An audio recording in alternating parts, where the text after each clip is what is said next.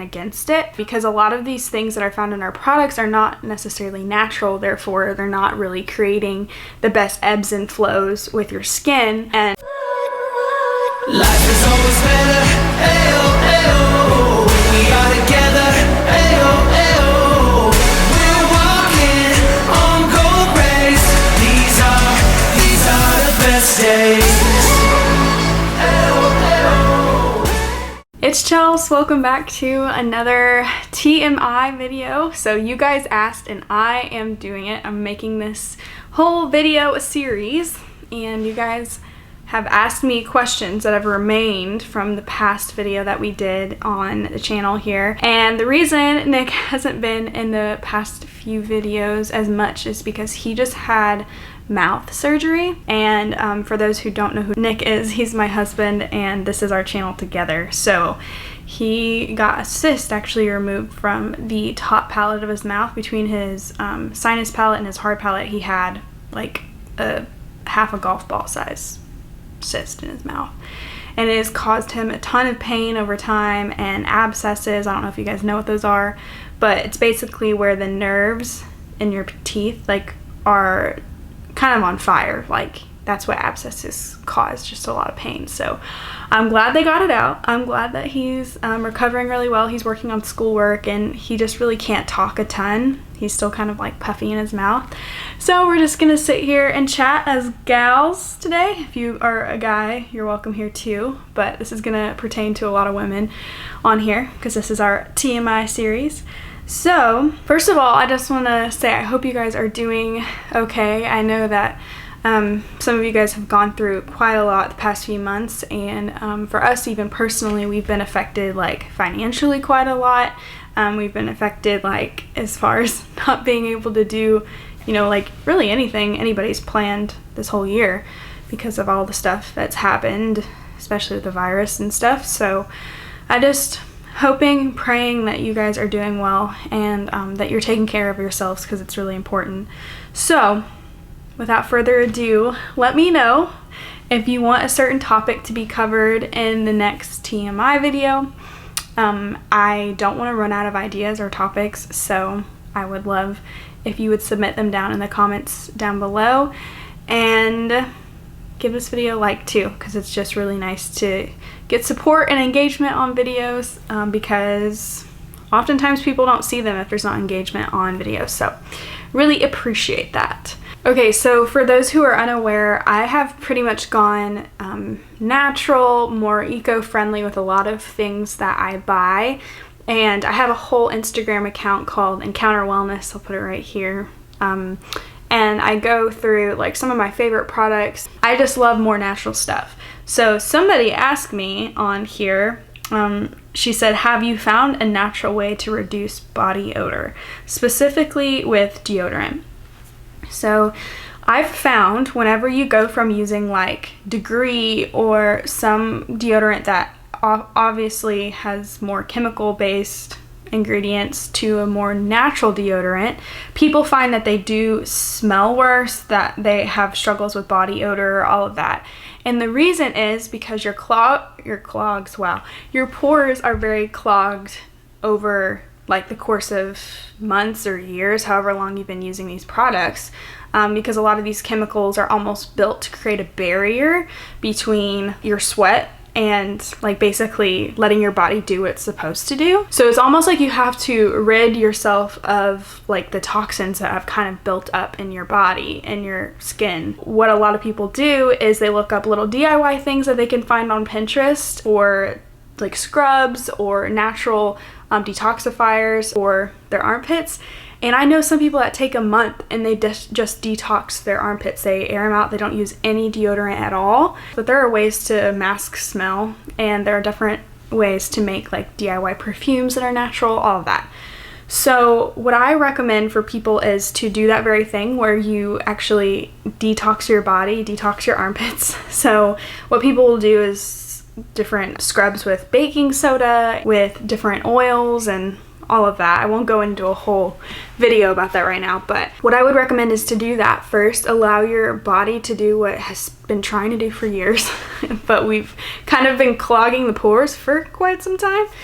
And then once you've done that, you'll find that your body's more receptive to have a more natural deodorant, and it'll work with your body rather than against it, because a lot of these things that are found in our products are not necessarily natural, therefore they're not really creating the best ebbs and flows with your skin, and it's kind of a struggle sometimes for your body to absorb things and for deodorant to do the things that it's supposed to do, especially as a natural deodorant. So I've used Young Living's Mountain Mint deodorant before, which I like, and then also Native has a whole line of natural deodorants, and I like Native's, and I was curious before I knew this why they had fragrance in their label, because they claim to be completely natural. And then I did some digging and I was like, okay, the fragrance label on their products are actually made up of just essential oils, so I'm okay with that. And sometimes fragrance, you just never really know what's in it, so that's why I'm always very careful with that word, because it can actually hold several hundreds of chemicals underneath one name in any product, because it's proprietary information for the public, and people don't want their ingredient labels stable. Wow. People don't want their ingredient labels stolen from other companies and their information getting put out there. So hopefully that makes sense. But that was a long answer to your question. I'm just really passionate about this stuff because I feel like I was so unknowledgeable about this stuff for the longest time. So really great question. I recommend detoxing, especially in other areas of your body too, especially when you have buildup, maybe even in your legs from applying Bath & Body Works lotion for years and years and years, because that stuff doesn't have the best chemicals in it either. So let's go through more questions. Okay, I got a question that said, what type of birth control do you suggest for Christians? Now, this is such a wide range of answers I could give, but my view on this subject has changed over time, and I think we should all be given the grace to have our views change on things over time, because what we believe at 18 isn't going to be what we believe at 30. And I think that a lot of people shame others for the way that they think, and so whenever somebody asks me this question and they share with me what they already do, I'm not thinking in my mind, oh my gosh, you shouldn't be doing that, because a lot of people don't really have the same knowledge as others, and maybe, they're just listening to one person in their advice. So in short, I'm not going to give like a direct answer for this question, but I will say for me, I used to be completely okay with being on the pill, and I thought that was fine. And then I just didn't really like the way that my body was handling that. I was in mood swings, and I also wanted to be more open to the idea of what God has planned for us, and knowing that babies are a blessing, but also knowing that there are other natural ways to do birth control rather than manipulating my hormones. So I know this topic is pretty hot and people have different opinions on it. I went from using the pill to actually using ovulation testing strips, and it works in conjunction with a app that I have on my phone. It's called Pre-Mom, which is kind of funny.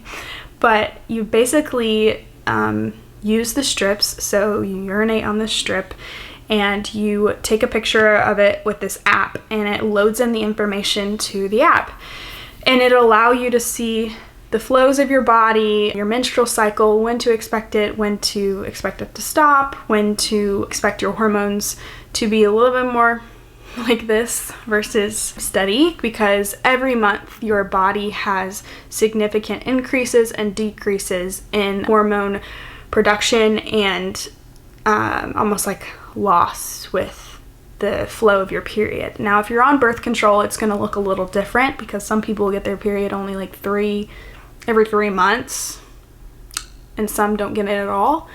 So I really don't know what their body is doing when they're on those things, but I do know whenever you're going with the natural flow of your body with this app, I'm able to see, okay, this is my ovulation week, and I can usually know when, because I've gotten really good at feeling out what my body is like. And it's pretty cool whenever you decide to go this way, because you can kind of expect mood changes within yourself, or that you're going to be a little bit more hungrier on this week, or whatever it is. But I'm not a doctor. I'm not telling you exactly what to do. This is just what I do, and I feel comfortable with it, and it's worked for us. So I use those testing strips, and then I also make sure that I log my period every time that I have it in my app. So on my ovulation week, I will choose to just be more careful when we are intimate together and all of that, because it's more of a chance of getting a baby. We're just extra careful that week. And when I say that, of course, I'm talking about like condoms. And I don't like the normal ones, by the way. For those who are married out here and you've used like regular condoms, you probably are not really pleased with them. There are these versions of condoms called lambskin condoms, and they're much more comfortable. Never thought I'd be sharing this with my audience. But just to know, for future reference, if you're not married yet and you want to actually enjoy your time together, that's a good tip. Okay, this girl said, I'm having a hard time trusting that God has someone special for me. I'm tired of being single. Okay, well, I get this a lot from people because they either get bored of being single and they're like just starting to date somebody that they'll entertain their time with because they're lonely.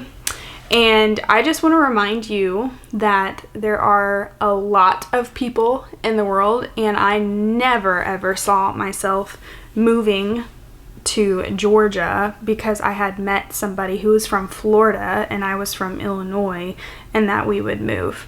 So if God truly has somebody in the plan for you, if you are like just frustrated with where you're at right now, I know the feeling, but I also know just how intricate and how detail oriented the Lord is, and how he really does have like your life in his hands.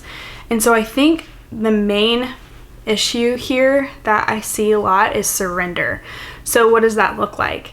Whenever I am talking to people about this, I can usually get a good grip on if they're having a hard time truly surrendering their life to the Lord, especially in this area. And I had to get to that point too, where the previous relationship that I was in before I had met Nick, I knew I had entered into that relationship because I was lonely, and because I wanted to have somebody to go to prom with, and because I wanted to just have somebody to date, and it was just kind of more lighthearted, and I didn't really take it as seriously. But now, looking back and just seeing I could have been more marriage mindset wise, it really changed a lot of things. So when you're thinking of the person that you want to spend the rest of your life with, and having all these let's say just things impressed on your heart that you hope to have in somebody in your future, the way to sabotage that in a way is jumping ahead of yourself, to just think that, you know what, it's never going to happen, so might as well do whatever the heck I want, or it's never going to happen, so I'm just going to be sad and just date whoever. When in reality it ends up hurting us oftentimes, because we end up falling for somebody who is less than what we really deserve. Which is, it's hard to even say that because some people will internalize that wrong.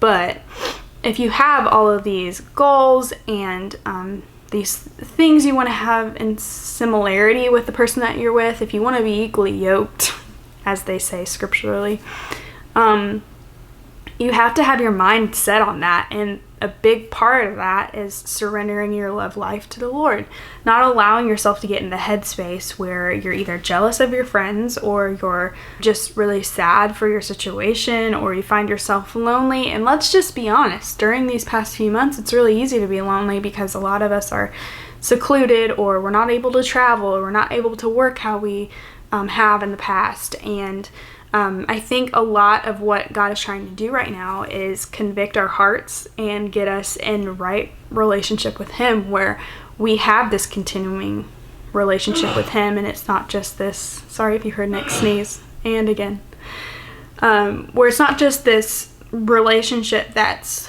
one-sided, where he's pursuing us, but we never know because we won't even sit down and listen, or just, you know, get off of our phones and stop being so distracted. So I think a lot of what we watch and read and listen to plays into the thoughts and the loneliness and all of that that we feel and have. And so I'd just be listening to that, like, and just like pay attention to how you've been feeling, and lean into those feelings too, though, and start writing them out. So I had a journal whenever I was like in different dating relationships, and whenever I was in high school and even middle school when I was a young girl, I would write letters to my future husband. And even in moments of frustration or a breakup with a guy, I would write a letter and I would write it to my future husband, and I'd be like, man, kind of sad that this relationship ended, but kind of not, because I'm ready to meet you, sort of thing. So if you have not seen that video where I wrote the letters to my future husband, you can go and watch that one. But that was a really long-winded question, or long-winded answer. So hopefully it provided some sort of hope. I think just the major thing that is important is surrender. And I can say that over and over again, but you almost have to unpack what that means for you. All right, guys, so I'm going to talk about one last thing, because I've been talking for a long time on all of these questions. And I remember somebody asked me about different things that I use on my period, especially living a more natural lifestyle, what I do. I love Lola branded pads and tampons because they're all organic. The process of them making these cotton products are just like up to really great standards, and I like those products. But also I've been thinking about how much money I spend on like toiletries and like just different things for my period. And so I was like, oh, I should give the cup like one last chance. But if you watched my last video, you may have heard me briefly mention in the TMI series like how I had tried the cup once and it didn't really end up well. So if anybody wants to give me advice on how to actually do that effectively and which brand you recommend, and if they're like ethically made well and all of that, I would love to know the information, because I'm looking for one that is decent, and I would love to do like a whole video about it. Because if we can do this together and we don't have to spend money on pads and tampons, we can just keep like the same thing that we can reuse over time and clean and stuff, that'd be great. So leave all the advice down below. That'd be very helpful. Hopefully I'll see you guys on my Instagram. My personal Instagram is Chelsea K. Hurst, and then my wellness Instagram is Encounter Wellness. For those who have no idea that I do this, on my wellness Instagram, I actually work with almost 70 women now on slowly getting their products transitioned to more natural. And I have done this with like people who live in other countries before, and sometimes this specific brand that I love is available in that country, but it's not as affordable as another brand could be. So I try my best to give great advice there, and for those who can get on a wellness plan with me, I really do love doing those things.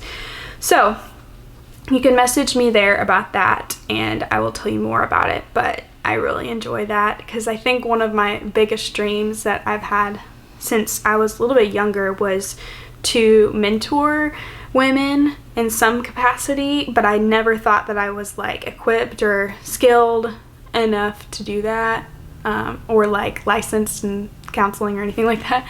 So I think the platform that I've been using to like kind of speak into women's lives in a more like personal way, like one-on-one, is using the platform of transitioning to more natural wellness, because it really is a life transforming decision once you've switched almost everything out in your home, or even just starting small. So I like to work with them one-on-one and budgeting and making sure that it makes sense for everybody. So yeah, that's what I do over there. So just wanted to let you guys in on that. And we appreciate you guys like just tuning into this channel. We took last week off because of Nick's surgery and just not really knowing where we wanted to go next with some of the content ideas that we have. So we appreciate all the ideas down below, and I will see you guys in the next one. All right, deuces.